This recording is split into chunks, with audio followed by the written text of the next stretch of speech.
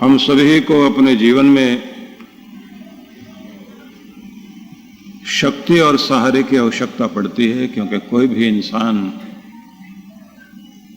कितना भी समर्थ और सशक्त और बुद्धिमान प्रतिभावान क्यों ना हो,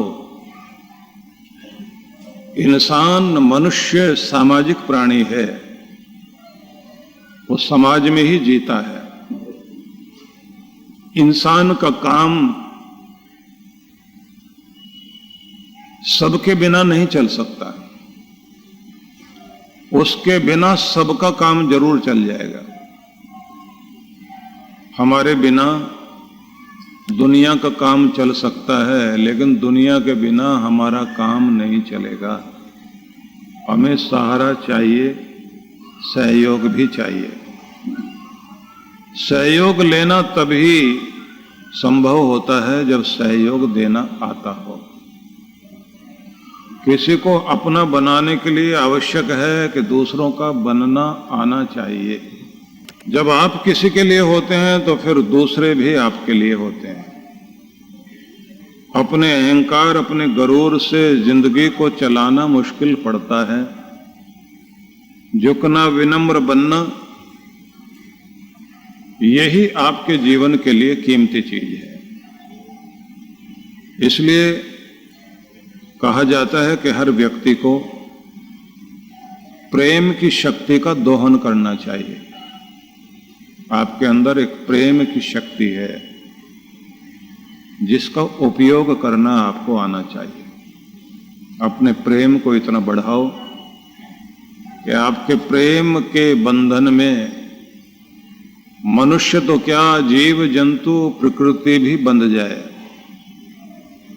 यही प्रेम श्रद्धा है, यही प्रेम आदर है, यही प्रेम स्नेह है, यही वात्सल्य है, यही प्रेम ममता है, यही प्रेम दोस्ती है, यही प्रेम संबंध भी है, और यही प्रेम भक्ति बनता है।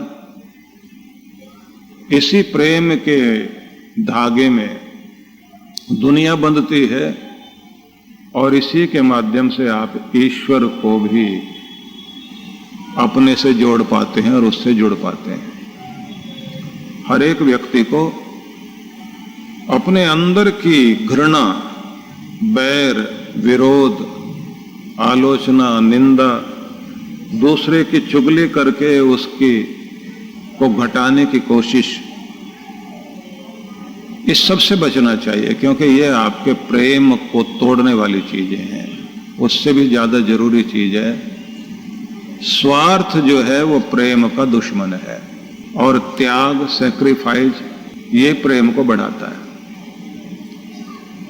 जब किसी का पता लगता है ये तो बड़ा मतलबी इंसान है, झूठा, फरेबी और दिखावी, बनावटी इंसान है, तो लोग उससे दूर भागते हैं। पता लगता है कि सबके लिए कुछ न कुछ करता है, बेचारा अपने लिए नहीं, दूसरे के लिए पहले चाहता है।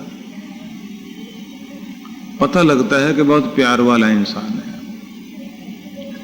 जिसका पता लगता है कि अंदर से बहुत ही कोमल है, बहुत सॉफ्ट है, इससे प्रेम से बात करो तो ये झुक जाता है। तो पता लगता है कि इस आदमी के अंदर प्रेम का झरना है, इसे मोड़ा जा सकता है तो प्यार के सहारे, और कोई रास्ता नहीं। इसलिए कहते हैं कि भगवान का मार्ग भी प्यार का मार्ग है। सूफी लोग कहते हैं ना कि तुम जमाने की राह से आए हो भगवान के पास, तुम जमाने की राह से आए हो, वरना बहुत आसान था रास्ता दिल का। अगर दिल के रास्ते से आते तो बहुत आसान पड़ता। तुम इतना घूम घूम के आए हो, इतने तरीके ढूंढे तुमने, इतना दिमाग लगा दिया, इतनी उछल कूद कर ली। तुम प्यार से आते ना। जब दुनिया में प्यार से बात बन जाती है तो दुनिया के मालिक के साथ भी प्यार से बात बनती है। लेकिन प्यार वाली बात हम लोगों को समझ में नहीं आती। मूंछों का सवाल है, नाक का सवाल है। छोटी छोटी बात में मूंछों पे ताव देना शुरू कर देंगे, बाहें चढ़ाना शुरू कर देंगे। मुझे बोला, मैं क्यों झुकूं, मैं उसके दरवाजे पर क्यों जाऊं। ध्यान रख लीजिए कि जब आप प्यार वाले बनकर जाते हैं, आपका प्यार ही, कहते ना कि बड़े से बड़ा गर्म लोहा भी हो, उसे काटने के लिए ठंडा लोहा ही चाहिए। आपको ठंडे होकर के ही जीत मिलती है। ठीक है, गर्म होकर इतना किया जा सकता है कि दूसरे के लेवल को नीचे ला सकते हो आप। जोर जोर से चीखता हो कोई, तो आपको उससे ऊंची आवाज करनी पड़ती है। लेकिन आखिर में क्या होता है, जब लगता है कि दोनों बराबर के हैं, आखिर में दोनों ठंडे होंगे, शांत होंगे, बात बनेगी। पति पत्नी के रिश्तों में भी एक बड़ी महत्वपूर्ण बात है, जब दोनों एक दूसरे को हराने पे तुल जाते हैं तो कोई नहीं हारता, प्यार हार जाता है। यह ध्यान रख लेना। जब दोनों एक दूसरे को हराने पर तुल जाते हैं ना, तो कोई नहीं हारेगा, प्यार हार जाएगा। और जब कोई एक झुक जाए, लगता है दूसरा जोर जोर से बोलकर जीत गया, लेकिन तब समझ में आता है कि जो हारा है वो हारा नहीं है, उसका रिश्ता जीत गया है, उसने अपने रिश्ते को जिता लिया। उसे ये पता है कि इसके गुस्से से कहीं मेरा प्यार ना हार जाए, तो मुझे अपने प्यार को जिताना है, खुद को भले ही हरा लें। इसलिए कोई हार पहनाता है तो दूसरा गर्दन झुकाता है। ब्याह शादी के मौके पर तो लड़का लड़की दोनों वर वधू खड़े होते हैं ना, लड़के के दोस्त खड़े रहते हैं और वो कहते हैं झुकना नहीं, सीधा रहना, सीधा रहना, गर्दन झुकने नहीं देना, और उसको और ऊंचा कर देते हैं।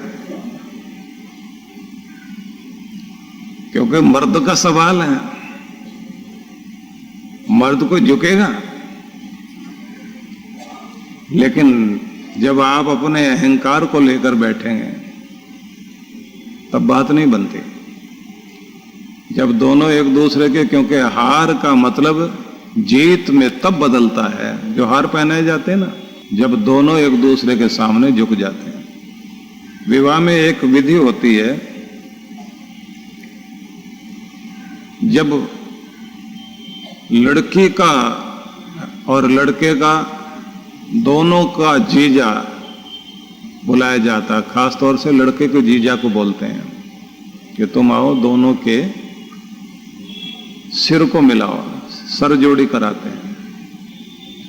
तो वो दोनों की गर्दन तो नहीं, सिर को पकड़ता है और दोनों के सिर को मिलाता है। वो सिर मिलाना जो है, सिर भिड़ाना नहीं है, मिलाना है। तो उसका मतलब क्या होता है, उसको सर जोड़ी बोलते हैं। सर जोड़ी की रस्म होती है। तो उसका मतलब होता है कि भाई अगर अपनी घर गृहस्थी में सफल होना है तो दोनों अपने सिर दिमाग मिला के चलना, और मिलोगे तब जब दोनों अपनी खोपड़ी को झुकाओगे। अगर झुकाओगे तो मिलोगे, और मिलोगे तो जियोगे। और अगर अपनी अपनी खोपड़ी की अकड़ रखी तो फिर बात बनने वाली नहीं है। तो इसलिए प्यार जहां है वहीं जीत है।